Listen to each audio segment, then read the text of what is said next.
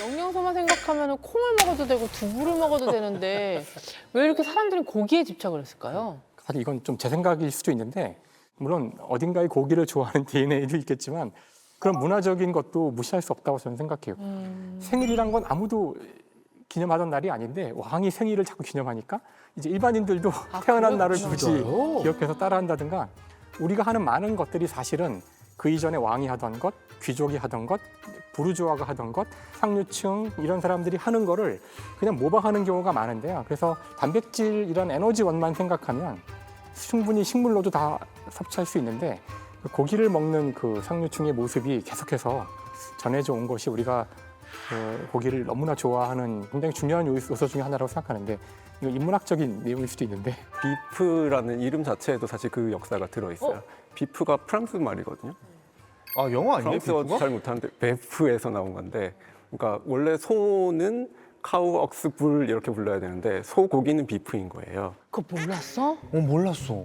그러니까 프랑스어 베프하고 같은 건데 영국을 한때 노르망족이 지배를 했었어요.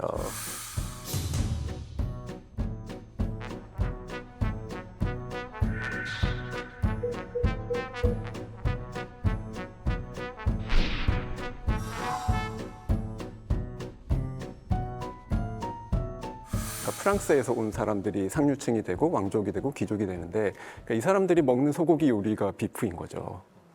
그게 대중화되고 모두가 그걸 먹고 싶어 하게 되고 그래서 소고기 요리는 비프라고 부르고 소는 또 다른 이름으로 부르고. 배양육 얘기를 들으면서 무슨 생각이 들었냐면 언젠가는 배양육 기술이 아주 발달하겠죠. 그러면 도축장에서 잡는 소가 오히려 더 귀해질지도 모르겠어요. 그러면 이제는 배양육은 그냥 먹을 수 있는 고기, 도축장에서 잡는 소는 정말 최상위층만 먹을 수 있는 고기가 되지 않을까라는 상상도 해봤거든요. 진짜 그렇게 될 것 같아요. 네, 그럼 이게 또 오히려 또 계층을 나누는 이상한 게 될까 하는 걱정도 동시에 드는데 너무 걱정 안 해도 되는 게 아직까지 넘어야 할 산들이 사실 있는 게 많아요. 왜냐면 고기가 우리가 살 덩어리만 먹는 게 아니라 거기에 떡심도 있고 근막을 찢어내는 그런 쾌감도 있고 닭발, 뼈 발라먹는 맛도 있고 따라갈 부분이 많은데 솔직히 교수님은 연구실에서 만들어낸 고기와 기가 막힌 삼겹살 오늘 뭐가 더 맛있으십니까? 이제 잠깐 카메라 끄고 얘기해도 되나요? 아니 솔직하게 말씀해 보세요. 자, 네. 클로즈업 하셔야죠. 예. 사서 먹는 건 훨씬 맛있어요. 예. 그래요. 지금 식감 얘기 많이 하고 있잖아요. 근데 우리가 맛을 느낄 때 빠뜨리면 안 되는 게 뭐냐면 소리입니다. 소리요? 네, 청각이 굉장히 중요해요. 오 맞아. 예를 들어서 지금 감자칩을 드시고 계시는데 바스락거리는 소리가 안 나요.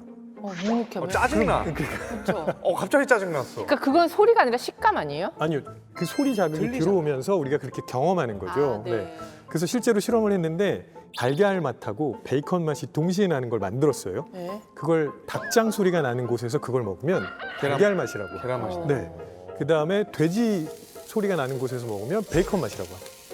아, 그래요. 그 정도로 소리가 중요하다는 얘기죠. 아, 네. 지금 배양육으로 이제 소고기를 만들었는데 그걸 구울 때 음. 지글지글하는 소리가 안 나면 우리가 고기 먹는 느낌이 잘 안 들 수도 있다는 얘기죠.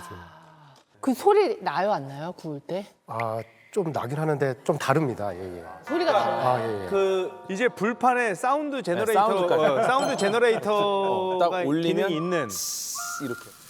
그 말씀하시니까 진짜 이게 단순히 혀로만 느끼는 게 아니라 고기가 청각도 있지만 후각도 되게 중요해요. 정말 중요하죠. 후각. 코 막으면 이게 사과인지 양파인지 모른다면서요. 네, 식감만 비슷하기 때문에 네. 네, 맛을 느끼는 80%가 사라지니까 20%로 이제 검증을 해야 되는 거죠. 콧감기 걸리면 맞아. 먹을 때 하나도 맛 못 느껴요. 맞아요. 근데 사실 과학적으로 냄새가 가장 어렵다고 알려져 있거든요. 사실 인간이 냄새를 인지하는 것조차도 아직 정확히 이해하고 있지 못한데 아 그래요? 그러니까 수용체라고 해서 결국 뭔가 인지한다는 거는 대상이 있고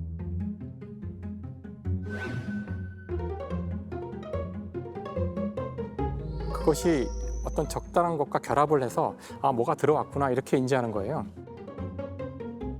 예를 들어서 그 시각 같은 경우 가장 많이 이해된 게 시각인데 시각에는 4종류의 수용체가 있어요. 원추세포와 간상세포라는 게 있어서 3가지 색깔과 명암을 인지하거든요. RGB. 눈으로 망막으로 들어온 여러 가지 이 모습들, 지금 여기 제 앞에 화면들을 이 네 가지로 딱 분리해서 뇌로 딱 보낸 다음에 분석을 하는 거예요. 근데 이것만 가지고도 이렇게 다양하고 복잡한 시각을 만들어낼 수 있거든요. 청각은 단 한 종류예요. 그 유모세포라 그러는데 그 세포에 압력이 들어오는지 안 오는지만 감각하고 있어요. 그래서 소리가 들어왔을 때 그 소리의 공간 압력 분포를 바로 뇌로 전달을 해서 아, 이런 소리가 들어왔구나 이렇게 판단을 해요. 그런데 이 후각은 수용체만 알려진 게 400개예요. 이 후각에 대해서는 많은 연구가 이루어지고 있지만 여전히 이거 냄새라는 게 뭔지를 잘 몰라요.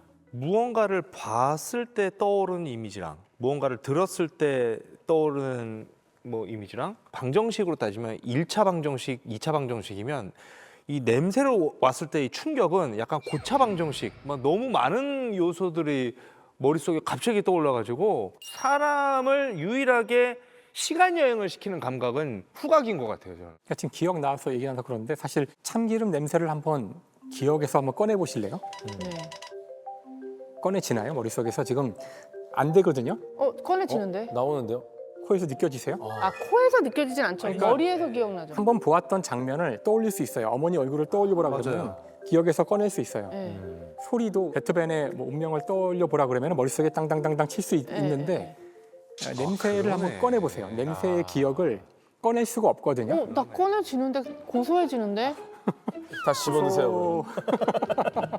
그래서 냄새가 이게 가장 어려웠던 이유 중에 하나가 정확히 냄새가 무엇을 지칭하는지를 몰라요. 아직 과학에서.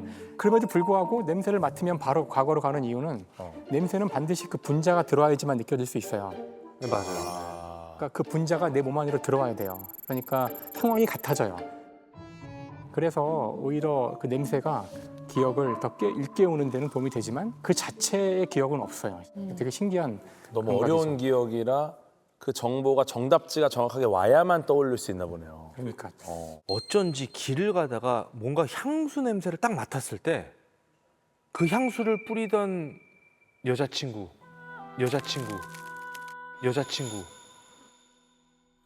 어디 가서 뭘 했고 어떡해. 뭐 먹었는지 못 잊었나 봐. 그렇다고들 하더라고요. 늘. 그분이 아내신 거죠? 그렇지요. 나는 이런 거 개발했으면 좋겠어. 너무 바쁠 때는 진짜 밥 먹을 시간도 없잖아요. 근데 그때 알약 하나 먹으면 얘가 불어가지고 배를 채우는데 살이 안 쪄. 아, 포만감을 줄 수 배는 있게끔. 부은데 살이 안 쪄. 칼로리가 진짜 낮아. 뭐 곤약 같은 거. 뭐 그런 거 개발 좀 해주시면 안 돼요? 아니 근데 요만한 거를 먹어가지고 그게 몇십 배가 불어나는 게 가능은 한 건가요? 그런 소재가 있긴 합니다. 예. 진짜요? 예. 본인의 질량에 비해 한 30몇 배씩 뿌는 그런 소재들은 있는데요. 대표적으로 미역도 있지 예, 않습니까? 예. 아니 미국 계속 가니까 나옵니다. 그 씨앗이에요. 씨앗인데 얘가 물에 불려지면 이렇게 커지는 씨앗 가지고 음료를 만들었더라고. 있어요, 음료 있어요. 근데 그걸 짜서 먹으면 포만감이 느껴지고 그거 괜찮던데. 저도 사실 한 알 먹으면 배가 불러지는 알약 이런 거 왜 개발이 안 되지라고 생각하긴 하는데 인문학적으로 생각해 볼 필요도 있어요. 제가 몇 년 전에 화성에 관한 연구를 좀 본격적으로 했었거든요. 소설가지만. 만약에 인류가 화성에 가서 살게 되면 우리는 무엇을 먹고 살까라는 질문이 있을 때 요 무엇에 해당하는 내용이 과학자들이나 공학자들은 식량이에요. 식량을 식량을 먹어야죠. 생각하고 있어요. 근데 인문학의 관점에서는 음식이에요. 그게 뭔 말이에요? 뭐 아침에 식사하셨어요라고 물을 때 이게 식량 드셨어요라는 의미라기보다 우리는 음식을 어떤 걸 드셨냐고 묻게 되는데 그리고 먹는 즐거움이 있어. 네, 그러니까 어떤 영양소를 칼로리를 어느 정도로 공급하고 하는 거를 넘어서서 네. 이 사람은 화성에 가서 뭘 먹어야 안정적으로 생활하고 있다고 그러니까 생각할 수 있지. 작가님은 화성에 가서도 클래식 음악을 틀어놓고 담소를 나누면서 스테이크를 썰어야 되는 거라고 생각을 하시는 거예요? 그런 관점일 수도 있죠. 굳이 화성까지 갔는데 근데 그러니까 그런 거예요. 제가 제1차 세계대전을 대학원 때 전공을 했는데 그 전쟁이 종결된 원인 중에 하나로 중요하게 생각하는 게 음식이 제대로 보급이 됐나 하는 문제예요. 그러니까 칼로리는 어느 정도는 보급이 됐다고 이야기를 하는데 근데 그게 먹을 만한 게 아니었던 거고 아. 그러니까 우리로 치면 삼겹살과 소주를 못 먹는 김치찌개를 못 먹는 그쵸? 전쟁이 네. 5년간 지속되면 사람 미치죠. 네, 기존의 이론으로는 식량이 있으면 충분히 전쟁을 해야 돼라고 생각을 하는데 실제로는 문명 사회는 못 버텨요. 아. 그러면은 전쟁을 지지를 하지 않게 되고 어. 우리 그만하자라고 하게 되는 근데 이거는요, 우리 이과 입장에서 선결 조건이 해결이 돼야 그 위에 추가적으로 장착이 가능한 부수적인 문제가 아닐까 싶어요. 배부른 얘기죠. 아니 이게 일단 왜냐면 살아야 되는데. 저도 배부른 소리라고 하려다가 너무 센 거 같아서. 저도 네. 저도 깜짝 놀랐어요. 세셨어요. 교수님 좀 굉장히. 셌어요. 죄송합니다. 네. 근데 물론 추구해야 될 방향은 맞죠. 사실 당장 지금 그 로켓을 타고 가는 우주인들도 그냥 알약 몇 개로 해결할 수도 있거든요. 영양소만 따진다면. 하지만 그게 많은 문제를 일으켜요. 그러니까 위장이 운동을 해주지 않으면 금방 문제가 생기거든요. 아. 이거 쉽지 않아도 또 문제가 생기고 그래서 좀 재밌게 보려고 얘기한 거지만 근데 강하게 말한 이유가 지금 화성 탐사 같은 경우는 음식을 떠나서 지금 우리가 물을 확보할 수 있을까, 산소를 확보할 수 있을까 이런 걱정들을 하고 있는 상황이라 순간 제가 발끈해서 얘기한 건데 근데 이거는 좀 다른 포인트인데 화성에 간다고 하면 음식까지 생각할 수 있는 지경이니까 가는 거 아니겠어요?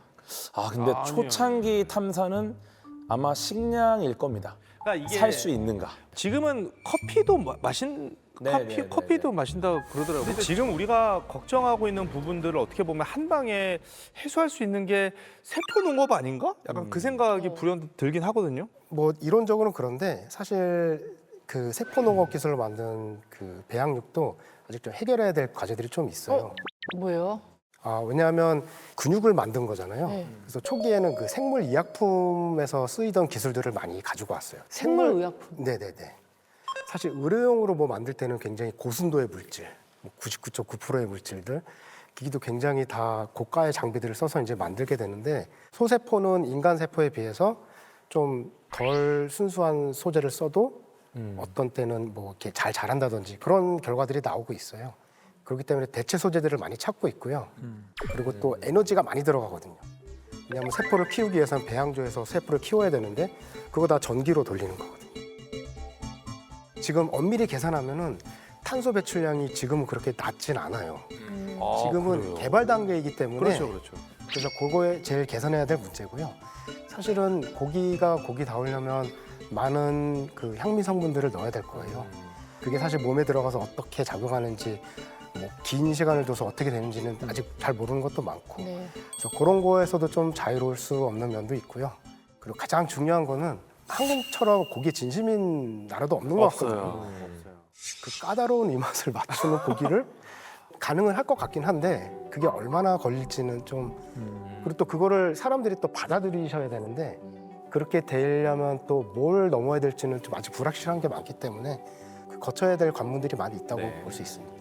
그러니까 참 고기 가지고 우리가 이거 한 회분 뭐 얘기할 게 뭐 많을까? 뭐 너는 레어가 좋냐, 미디움이 좋냐, 뭐 이런 얘기하다가 끝날 줄 알았는데. 진짜 이 정도 우리가 오늘 털었으면 가설 증명은 어느 정도 할 수 있을 것 같아요. 그래요. 가설이 뭐였죠? 고기 인류의 적이 된다? 처음엔 무슨 말인가 했는데 다시 확인을 해보니 참 철학적인 가설이었구나 이런 생각이 드네요. 고기, 우리 최상위 포식자 인간에게 먹히는 친구들이죠. 원래부터 아군은 아니었습니다. 적이 되는 게 당연하고요. 하지만 피해를 주는 적군이 아니라 우리가 잘 지켜내면서 막아내면서 방어전을 할 수 있는 그런 형태의 적이 돼서 꽤 오랜 기간을 인류의 생존만큼 잘 같이 갔으면 좋겠다. 그래요. 이런 생각이 좀 드네요. 저는 고기 자체가 적이라기보다는 고기로 상징되는 욕망, 먹고 싶다, 잘 먹고 싶다 이런 마음이 결국 적이 되는 게 아닐까라고 생각해요. 그 위기를 몇 번은 막았는데 어떻게 보면 약간 돌려막기처럼 다음 세대로 위기를 넘기고 우리 스스로가 우리의 적이었던 게 아닌가 하는 생각도 들어요. 되게 문학적이시다 진짜 얘기가. 진짜 나 지금 품이 있다 품이 배 있어. 작가님 얘기 들으면서 갑자기 떠오른 무서운 생각이 들었어요. 나 사실 내 몸이 고기잖아요. 그쵸. 식인종 입장에서는. 그러니까 그게 아니라 예. 이게 소에 붙어 있으면 소고기인데 이게 내 몸에 붙어 있으니까 차마 경환고기라고 얘기를 못하는 것뿐이지 이게 고기가 어떻게 보면 네가 나고 내가 너다라는 갑자기 생각이 드네요. 우리가 남의 살이라고 부르잖아요. 고기를. 맞아요, 맞아요. 참 우리 놀라운 증명, 예, 진짜 고급지다라는 고급진 생각이 분들이죠. 듭니다. 네. 자, 근데 오늘 마지막 질문 앞에서는 여러분들 좀 고급지기 힘들 것 같다는 생각도 듭니다. 5분에게 세상에서 제일 가벼우면서도 좀 심오한 질문을 드려보려고 해요. 자, 문과가 고기를 더 잘 구울까요? 이과가 고기를 더 잘 구울까요? 정말 질문 수준. 아, 이거 안 궁금해? 갑자기 바닥으로 궁금해. 바닥이라뇨, 교수님. 정말 바닥이라뇨. 압도적이죠. 압도적으로 이과죠. 네, 압도적. 이거는 뭐 사실 이런 질문이 어디서 나온 건가. 고기가 왜 맛있는지 맛을 내는 이유가 이제 마이야르 반응입니다. 그래요. 이게 이제 최종 결과물인 멜라노이딘 그다음에 캐러멜라이징 때문에 맛있어지는 건데 요 마이야르 반응을 처음 발견하신 분이 프랑스의 화학자 루이 까미우 마이야르예요.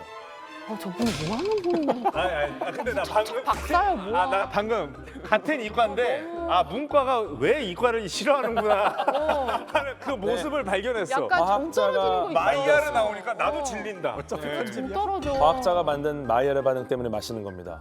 과학자가 잘 굽겠죠?